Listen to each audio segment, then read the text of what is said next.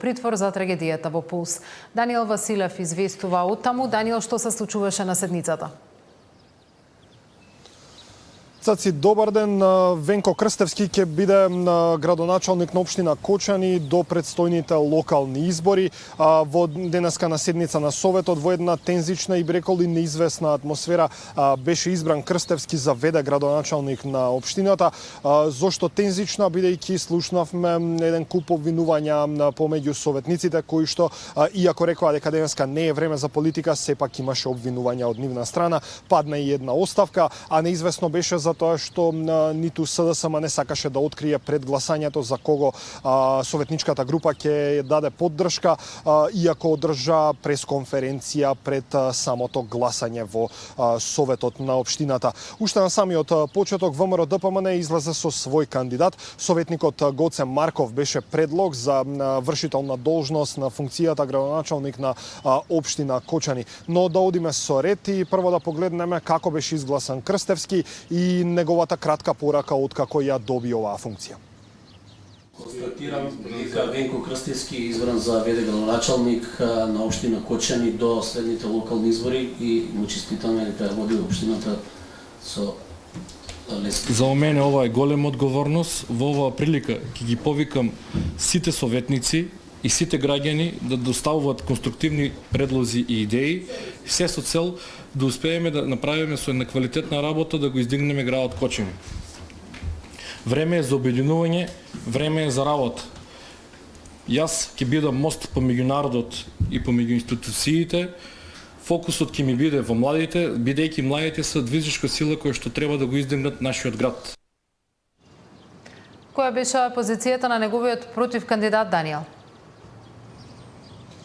Цаци, тој во неговиот говор кажа дека има 4 столба во програмата. Практично првиот столб е за жртвите, односно за семејствата на жртвите во големиот пожар. Меѓутоа, секако спомената беше и депонијата во Кочани, која што во изминатиот период е рак рана за жителите на овој град. Морам да кажам дека еден глас беше клучен за изборот на Крстевски за веде градоначалник на општина Кочани, со оглед на тоа што тој доби поддршка од 9 советници, додека неговиот против кандидат Гоце Марков доби поддршка од 8.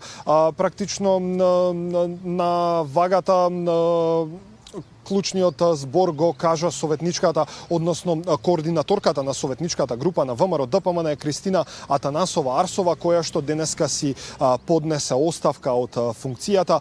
Таа рече дека ниту еден идеал не е поважен од плачот на едно дете. Практично упати критика и кон двајцата кандидати за веде градоначалник на општина Кочани и рече дека тие се водат само од сопствената амбиција за да дојдат во функција. Ја критикуваше и сопствената советничка група и практично им се извини на сите жители на Кочани затоа што не успеала да ги исполни сите оние ветувања кои што ги има дадено на претходните локални избори. Во продолжение предлагам да слушнеме дел од незиниот говор. Мојот здрав разум и мојата заклетва не ми дозволува да поддржам ниту еден кандидат. Во оваа прилика јас сакам да ја доставам мојата оставка за советник до председателот. Повелете, председател. Јас ги благодарам на сите и од овој момент и во следниот период ќе се посветам на син ми кој што се уште е во болница од несреќата и на сите оние деца кои што треба да се вратат за нивната рехабилитација. Затоа што навистина тоа им е потребно. Затоа што периодот ќе биде многу долг и многу напорен. Јас ќе се борам за нив со сите мои сили и со сите мои културолошки аспекти. Така, најтензично беше во времето кога двајцата кандидати ги презентираа своите програми. Практично тука дојде и до меѓусебни обвинувања од страна на кандидатите за веде градоначалник на општина на Кочани, кои што и двајцата рекоа дека се водат од личните амбиции за да седнат на градоначалничката фотелја. Да погледнеме дел од овој дел. Сега во моментов ние сме нестабилна општина. Немаме градоначалник, немаме директор на водовод, немаме секретар на општина.